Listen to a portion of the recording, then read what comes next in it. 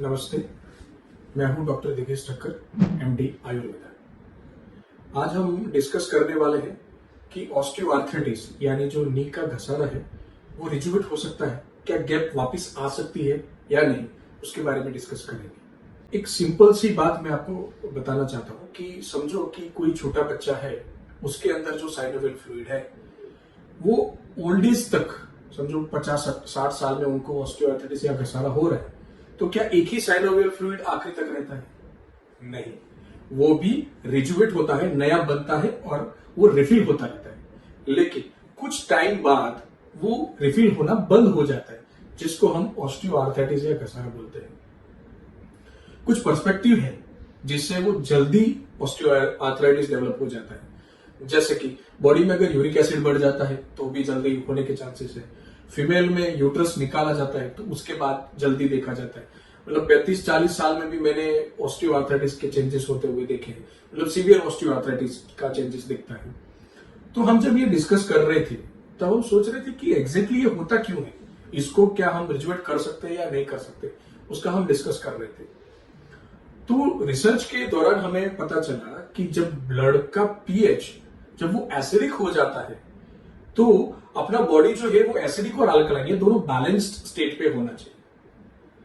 अगर ब्लड में पीएच बढ़ता है तो बॉडी कैल्शियम कार्बोनेट जो है वो खींचता है बोन में से और उसको न्यूट्रल करने के लिए, और उस दौरान जनरली नी का जो घसारा है वो ज्यादा दिखने लगता है। तो यहां पे इंपॉर्टेंट पॉइंट क्या है कि क्या हम उसका पीएच बैलेंस करें तो हमें बेनिफिट होता है क्या, ऐसा हमारे दिमाग में क्वेश्चन आया। तो बहुत सारे स्टडी में पता चला कि बहुत सारे पैथी या एक डॉक्टर का भी कंक्लूजन उसमें ये था कि अगर आप मिल्क प्रोडक्ट्स या जो एसिडिक फूड अगर कम कर देते हैं और आप वेजिटेबल्स लेते हैं तो उनमें कुछ कुछ पेशेंट में रिकवरी उन्होंने देखी थी। तो वेजिटेबल में भी अल्कलाइन ही होता है, तो उस हिसाब से फिर हमने आयुर्वेदा के कुछ फंडामेंटल अप्लाई किए और उनका रिसर्च करके उनकी कुछ थेरेपी हमने अप्लाई किया to balance the pH of the joint और द ब्लड। तो ये दो होने के बाद हमें पता चला कि उनका पेन सिग्निफिकेंटली कम हो रहा है।